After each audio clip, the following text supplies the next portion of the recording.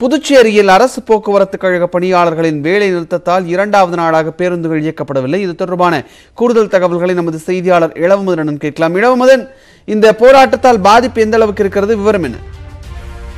புதுச்சேரியில் PRTC எனப்படும் அரசு போக்குவரத்து கழகம் செயல்பட்டு வருகிறது. இதன் கீழ் 500க்கும் மேற்பட்ட நிரந்தர ஊழியர்களும் 27 ஒப்பந்த ஊழியர்களும் பணியாற்றி வருகிறார்கள். அதாவது ஓட்டுநர்களாகவும் நடத்துனராகவும் பணியாற்றி வருகிறார்கள். இந்த நிலையில் இந்த ஊழியர்கள், அதாவது ஒப்பந்த ஊழியர்கள் திடீரென வேலை நிறுத்தத்தில் ஈடுபட்டிருக்கிறார்கள். காரணம் என்றவற்றால் டைமிங் ப்ராப்ளம், டைரக்ட் தகராறு என்று கூறப்படும் இந்த டைமிங் ப்ராப்ளத்திலிருந்து தனியார் பேருந்து ஓட்டுநர்களுக்கும் இவர்களுக்குடைய அடிக்கடி மோதல் ஏற்படும்.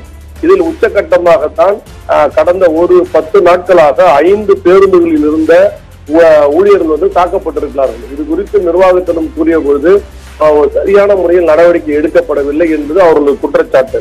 தங்களுக்கு பணி பாதுகாப்பு வழங்கிட வலியுறுத்தி இவர்கள் நேற்று போராட்டத்தில் இறங்கியிருக்கிறார்கள். அறிவிக்கப்படாத இந்த போராட்டத்தின் காரணமாக அரசு பேருந்துகள் எதுவும் இயக்கப்படவில்லை. அரசு பேருந்து குறிப்பிடும் பொழுது புதுச்சேரியில் ஒரு 80 பேருந்து மட்டும்தான் தற்போது இருக்கின்றன. அவையும் நல்ல நிலையில் இயங்கக்கூடியவை 60 மட்டுமே இருக்கின்றன.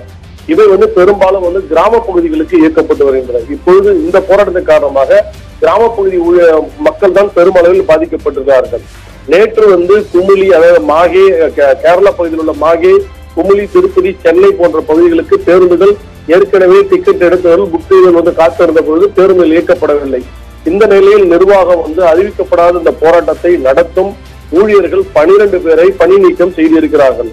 ஒப்பந்த ஊழியர்கள் என்பதால் அவர்கள் நேரடியாக பணி நீக்கம் செய்யப்பட்டிருக்கிறார்கள்.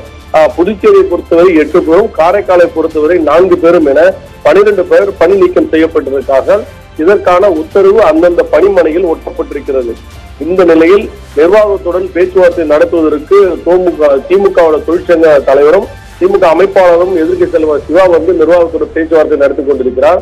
இந்த பேச்சுவார்த்தையில் சுமூக முடிவு ஏற்பட்டால் இவர்களது போராட்டம் கைவிடப்பட்டு பேருந்து மீண்டும் இயக்குவதற்கான நடவடிக்கை எடுக்கப்படும். இல்லை என்றால் இந்த போராட்டம் தொடரும் என அந்த நிர்வாக தரப்பில், அதாவது ஊழியர் சங்கத்தின் தரப்பில் தெரிவிக்கப்பட்டிருக்கிறது விஷயம். நன்றி இளவமதன், உங்களுடைய விரிவான தகவல்களுக்கு.